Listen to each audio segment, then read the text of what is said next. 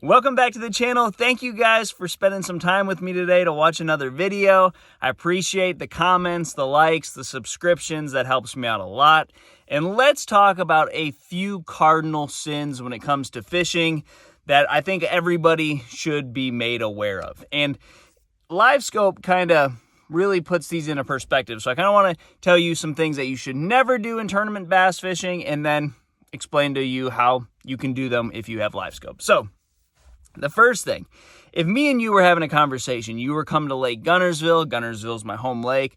I fish 3 or 4 days a week, depending on my work schedule. I'm out there a lot. I know a lot of what's going on, but I also don't know everything that's going on. So if you're coming here from out of town and you want to get some info from me, I'm not going to be the know-it-all guy that just tells you need to go do this, this, and this.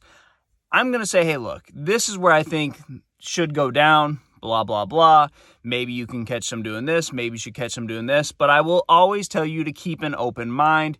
It doesn't matter if every tournament's been won on the north end for the last 6 months. And you say, well, then I just won't go to the south end. I would never, ever say that. I would say, look, you still got to rule out all the water that you possibly can during your practice. Fish everywhere. Don't put yourself into a corner.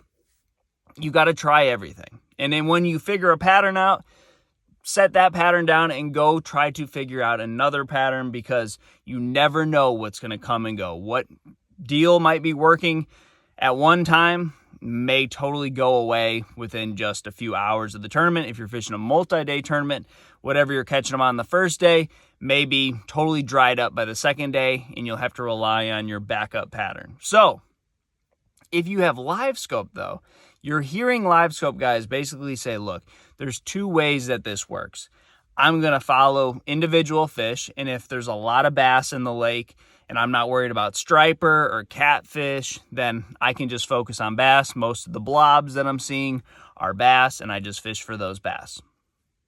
Or there's a ton of striper, there's a ton of catfish. I'm really having trouble seeing the bass and catching the bass, and I'm just getting a lot of catfish and striper. And every time I hook one on 6-pound tests, it takes me forever to get it in. So I'm going to have to fish for fish that are relating to a certain object, like bass that are typically going to get on specific things. I will just fish the specific things, still using Livescope, but I'm not worried so much about striper and catfish. I'm just catching largemouth bass or spots or smallmouth or whatever it may be.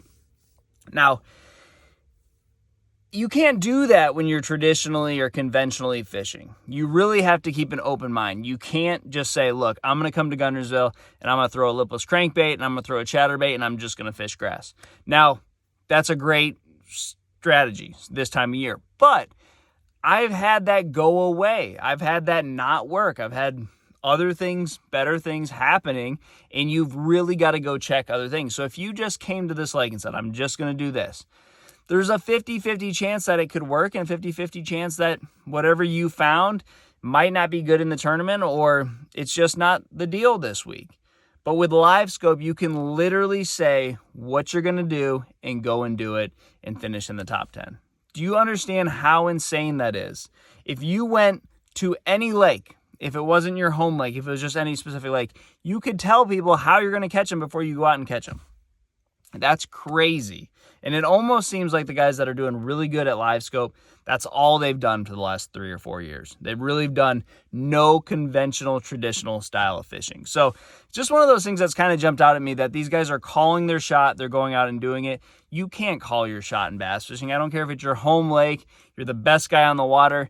You've always got to be doing something different. You've always got to be trying out all parts of the lake. These guys can literally say, I'm going to go to this part of the lake, use my Livescope, and catch them. It's just crazy to me that people aren't seeing that. You know, I don't care if you're the greatest bass fisherman in the world. You're not going to call your shot, tell everybody exactly where you're going to go, how you're going to catch them, and that's what they're doing with Livescope. So it's a cardinal sin if you're traditional or conventional fishing, but with Livescope, not. So thanks for watching, guys, and I'll see you on the water.